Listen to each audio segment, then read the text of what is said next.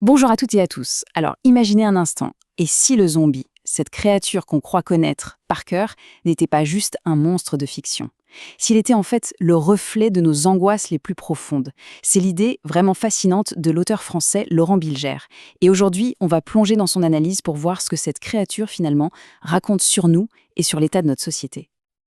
Alors, qu'est-ce qui fait vraiment peur chez un zombie? Spontanément, on pense à quoi? À son apparence, bien sûr, à leur nombre écrasant, à cette faim insatiable. Mais et si la véritable horreur, le truc qui nous glace vraiment le sang, se cachait ailleurs? Eh bien, c'est peut-être tout simplement ce qui nous apprennent sur nous-mêmes. Voilà, on y est, on touche au cœur du sujet. Le zombie, ce n'est pas une menace qui vient de l'extérieur, c'est un miroir. Selon Laurent Bilger, le zombie moderne n'a rien d'un monstre mythique sorti de nulle part. Non, c'est un miroir qui reflète, tenez-vous bien, plus de 50 ans de crise de la société occidentale. Allez, on plonge dans cette idée. Pour Bilger, chaque fois que le zombie change au cinéma, c'est parce que nos peurs collectives, elles aussi, ont changé. C'est comme une chronique de nos angoisses depuis un demi-siècle. La chronique, en fait, de notre propre effondrement. Alors voilà, en gros, notre feuille de route. On va suivre cette évolution en 4 grandes étapes, 4 âges, si on veut. Le zombie social de 1968, le zombie viral de 2002, le zombie banal de 2010, et enfin, le post-zombie à partir de 2026. L'idée, c'est de comprendre comment ce monstre a non seulement suivi, mais parfois même anticipé les grandes angoisses de l'Occident. C'est parti. On commence par la naissance du mythe moderne. On est à la fin des années 60 et un réalisateur va tout changer. Vraiment, il va redéfinir le genre pour toujours, George A. Romero. Il faut bien comprendre qu'avant Romero, le zombie c'était autre chose. C'était une créature du folklore liée à la magie vaudou, à un contexte colonial. C'était une menace individuelle, un mal qui venait d'ailleurs. Le zombie moderne, lui, c'est tout l'inverse. Il naît de notre monde, d'une origine scientifique ou souvent inexpliquée. Ce n'est plus un individu, c'est un phénomène de masse. C'est un produit de notre propre société. Et c'est La Nuit des Morts Vivants, en 1968, qui pose les bases de ce zombie moderne. Une masse, lente, sans esprit, qui incarne un monde où plus rien n'a de sens. Et un point crucial, c'est sa lenteur. Ce n'est pas juste un détail, un choix esthétique, non. Cette lenteur, elle est là pour nous donner le temps de regarder, le temps de voir et de reconnaître dans ces monstres une version dégradée de nous-mêmes, une humanité complètement aliénée. Et ça, cette citation de Laurent Bilger, ça résume tout parfaitement. Ils sont la mémoire corporelle d'un monde dominé par la circulation marchande. C'est à propos de Dawn of the Dead ou Zombie en français. Le film est incroyable pour ça. Les morts-vivants, par pur réflexe, retournent où? Dans un centre commercial.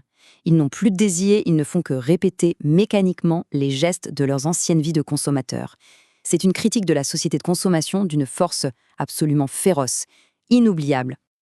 Allez, on avance dans le temps. On passe à la mutation suivante, celle des années 2000. Et là, une nouvelle angoisse va venir tout bousculer et transformer radicalement la créature. Parce que dans les années 2000, tout, mais alors tout, a changé. C'est un changement si brutal qu'il va complètement redéfinir la menace et ce qu'elle représente pour nous. Le zombie s'est mis à coulir, c'est ça la grande rupture. On oublie la critique sociale lente et lancinante. Maintenant, c'est l'urgence, la panique, l'explosion. Le monde s'accélère et nous peur aussi, de manière exponentielle.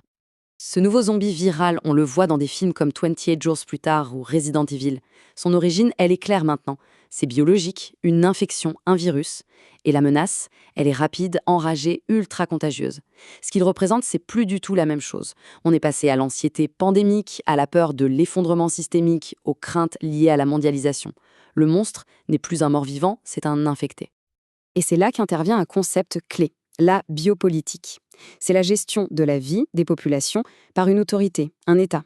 Surtout en temps de crise, quand il faut décider qui va vivre et qui va mourir. Pour Laurent Bilger, c'est exactement ça que le zombie viral incarne.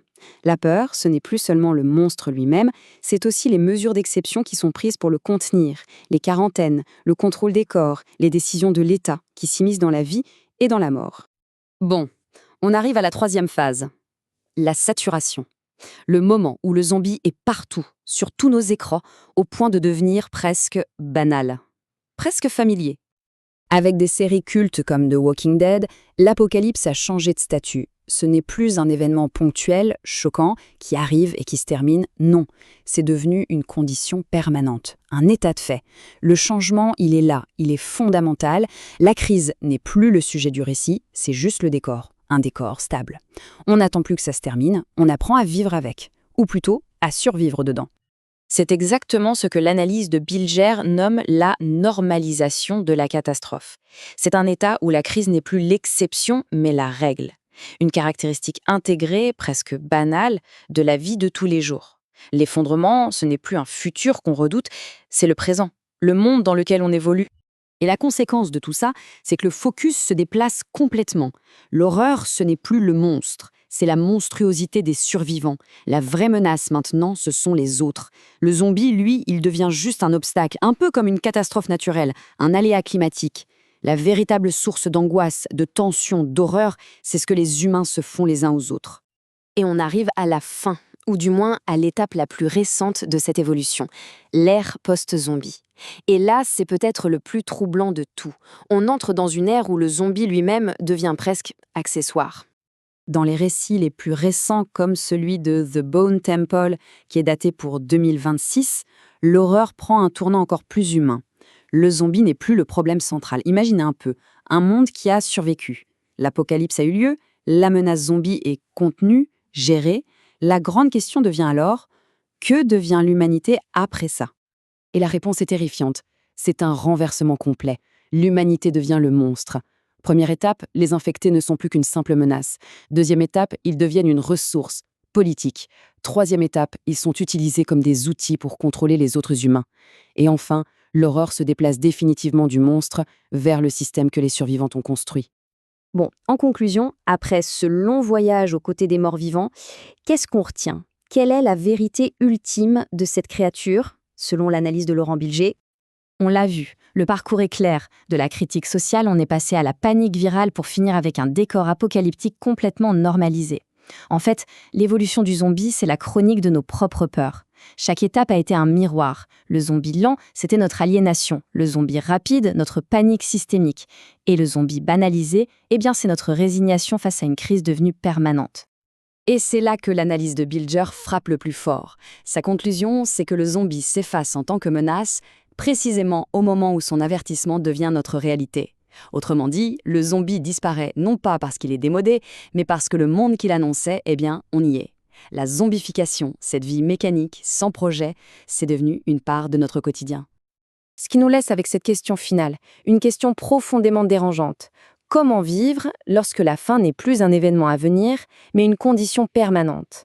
Quand le monstre a fini de nous avertir, quand il se dissout dans notre normalité, que reste-t-il? C'est peut-être ça, au fond, la vérité la plus effrayante de toutes.